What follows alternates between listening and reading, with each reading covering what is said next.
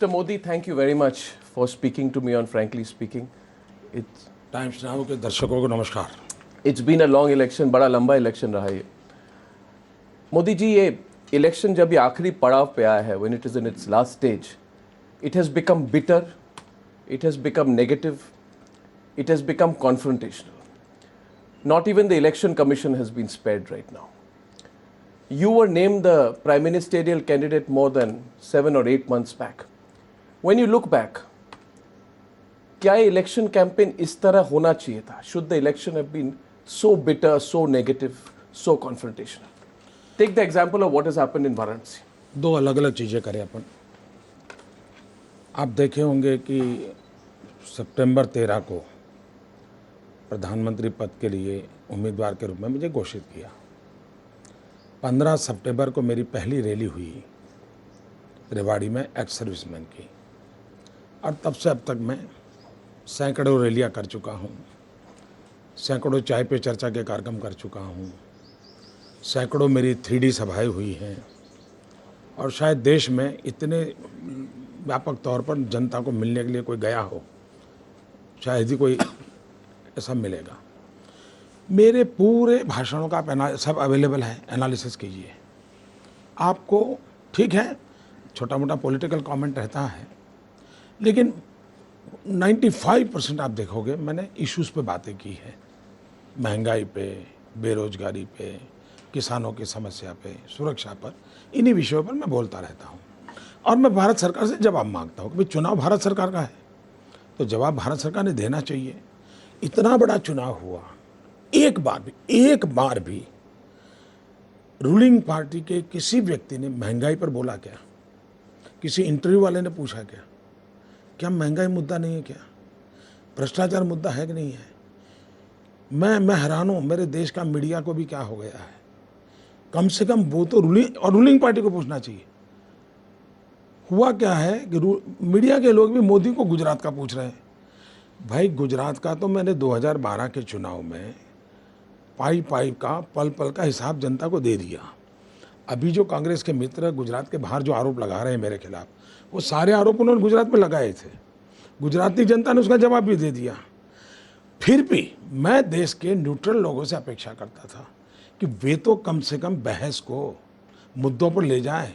मुझे दुख के साथ कहना हूँ कि सिर्फ राजनीतिक दल नहीं, जिनसे न्यूट्रल लोगों से अपेक्षा थी, वे भी कम पड़ गए हैं।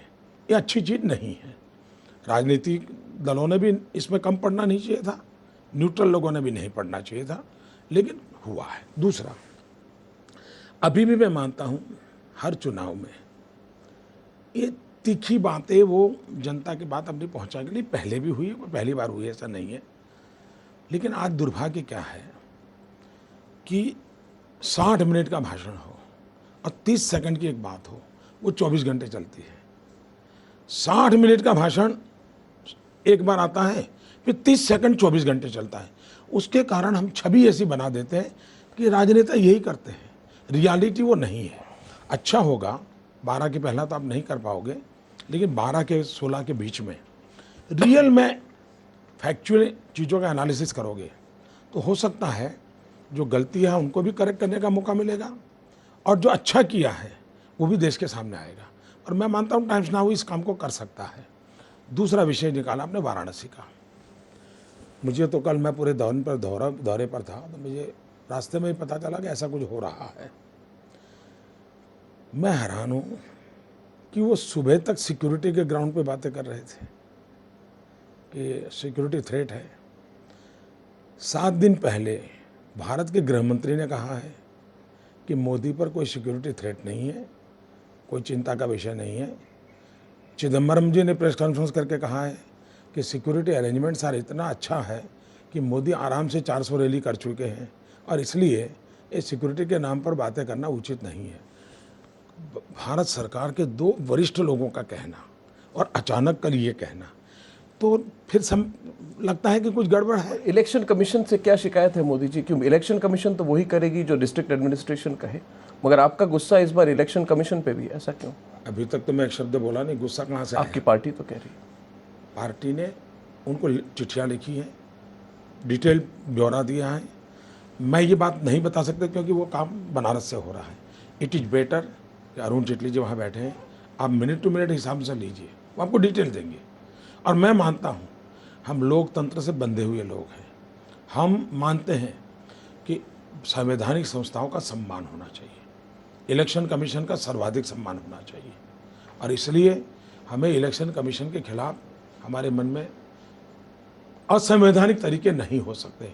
लेकिन जब हमारे रास्ते बंद हो जाते हैं तो लोकतंत्र में हमें संवैधानिक, वो भी संविधान की मर्यादा में, अपनी बात बताने का, प्रोटेस्ट करने का हक बनता है, और हम उसके बाहर कभी जाएंगे नहीं, कभी नहीं जाएंगे। अभी इलेक्शन कमीशन को तय करना है कि हमें इतना परेशान क्यों किया जा रहा है, और विशेष रूप से एक पार्टी को क्यों परेशान किया जा रहा है, मोदी को क्यों परेशान किया जा रहा है। बहुत कुछ हुआ है मेरे साथ, लेकिन मुझे आज वो कहना नहीं है। इलेक्शन कमीशन अपना मर्जी करे क्या करे। मोदी जी, आपने जो व्हेन यू बिगैन, आपने तीखी बातों के बारे में बात की, divisive issues, I understand will be the translation. Mr. Modi, this election has been confrontational. There is no doubt about that. My question to you is, let me take one example of the recent controversy over your comments and your tweets on caste, which happened in this week. When Priyanka Gandhi responded to your Amethi rally, जब उन्होंने respond किया, उन्होंने कहा कि your comments on Rajiv Gandhi were low-level politics, but you chose to pick up only the words low-level, and you made it a duel or a confrontation over caste. Why did you give it a caste spin? And by giving it a caste spin, were you not aware that you would deliberately be getting caste back into this election in a big way? This election could have avoided the issue of मैं caste. हैरान हूँ times now को इस परिवार को protect करने में इतना इंटरेस्ट क्यों है। क्या टाइम्स नाउ का जिम्मा नहीं है कि राजीव गांधी के संबंध में जो बोला है पूरा का पूरा दुनिया को दिखाइए। एक शब्द बुरा हो, कटुता का हो, मैं सार्वजनिक रूप से क्षमा मांगने को तैयार हूँ। मैंने एक फैक्चुअल इन्फॉर्मेशन दी है, जो फैक्चुअल इन्फॉर्मेशन अवेलेबल है। मैंने ये कहा कि हैदराबाद के एयरपोर्ट पर आंध्र के चुने हुए मुख्यमंत्री का अपमान हुआ था। क्या इस बात को इनकार कर सकते हैं? कर सकते हैं? क्या इस देश की जनता को फैक्चुअल इन्फॉर्मेशन देना गलत है क्या? अगर पंडित नेहरू के ज़माने में कोई फैक्चुअल एरर हुआ, वो आज देश में कोई बताता है, तो क्या वो हम नेहरू जी का अपमान कर रहे हैं क्या? क्या हिस्ट्री में किसी चीज़ों का कोई चर्चा ही नहीं होगा क्या? हाँ, मैंने राजीव जी के लिए कुछ भद्दा बुरा बोला हूँ तो उनकी बेटी के नाते गुस्सा, इससे भी ज़्यादा गुस्सा करने का हक है, उसके लिए मुझे कोई इतराज़ नहीं है। लेकिन आप उस बात की आप ही चर्चा न करो और मेरे गले में मर दो, तो ये तो शोभा नहीं देता है। और मैं चाहूँगा कि टाइम्स नाउ ये हिम्मत बताएं कि मोदी ने कहा फैक्चुअल क्या है, फैक्चुअल एरर है, और मेरे शब्द प्रयोगों में, ठीक है, कभी कभी आम सभा में बोलते हैं, एक कंटिन्यूटी होती है, एक शब्द कभी इधर उधर आता, लेकिन इसमें तो नहीं आया है, इसमें तो नहीं आया है। तो आपको तो इमोशनल ब्लैकमेलिंग करने का हक बनता है, लेकिन हमें सत्य रखने का भी अधिकार नहीं है, इसलिए कि हम एक सामान्य समाज से आए, सामान्य परिवार से आए। कि ये देश ऐसा हो गया है, ये मेरा लोकतंत्र ऐसा हो गया है कि जो पूरा एक परिवार को समर्पित हो जाए और एक गरीब आदमी कुछ बात बोले तो सारी दुनिया टूट पड़े। But do you believe that Priyanka Gandhi was making a reference to your caste? क्या आपको लगता है उस कास्ट के बारे में बात कर रही थी? मैं तो गुजराती भाषा में पढ़ा लिखा हूँ, जो अर्थ गुजराती में मैं समझता हूँ वो यही है जिसका मैंने जवाब दिया है। और दूसरी बात मैंने ये कही है, कल भी मैंने कहा, कल जब नीच कर्म और नीच जाति की बात हुई तो कल भी मैंने कहा है कि भाई CWG का घोटाला ये नीच राजनीति नहीं है क्या? टॉयलेट पेपर से पैसे खा जाना ये नीच राजनीति नहीं है क्या? सुप्रीम कोर्ट कहे कि गरीब बच्चों को अनाज बांट दो और आप अनाज सड़ने दो और शराब बेचने बनाने वालों को 80 पैसे में अनाज दे दो, क्या ये नीच राजनीति नहीं है? ये नीच कर्म नहीं है?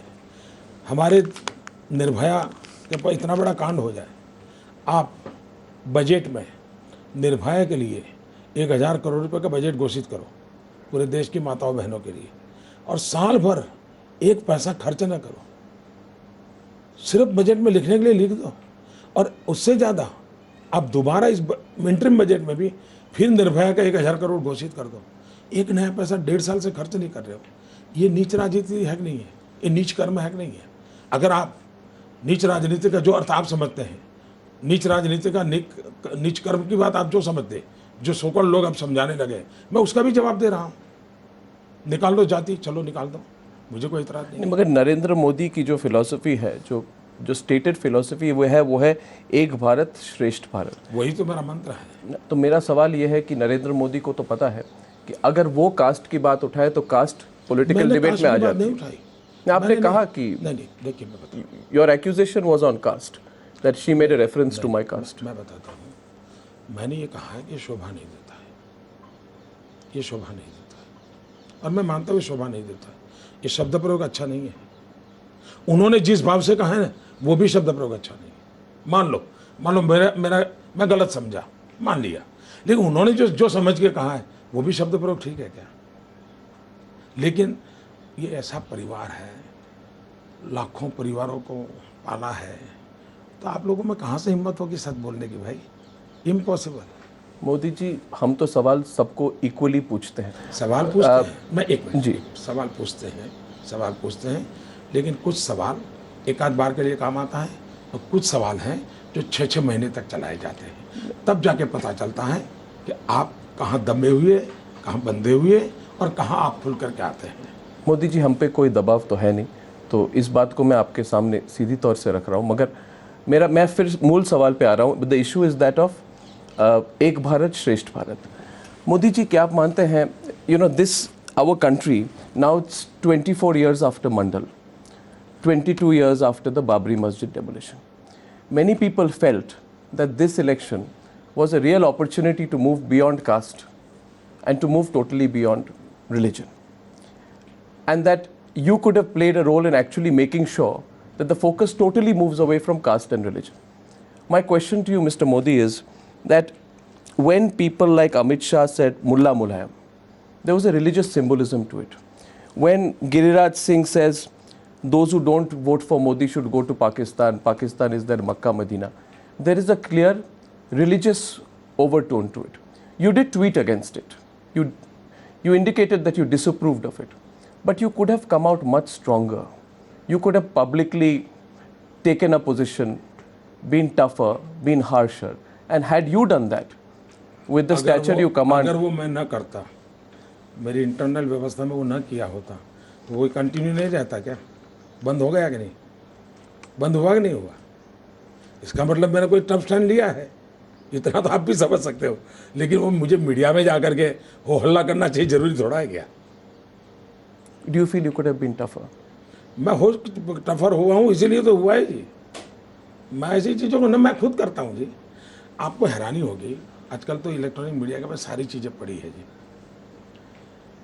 मेरा 45 साल का सार्वजनिक जीवन है, और एवरेज में 45 साल से एवरेज मैं कह सकता हूँ, रोज़ 1-2 घंटे मेरा सार्वजनिक डिस्कोर्सेस हुए।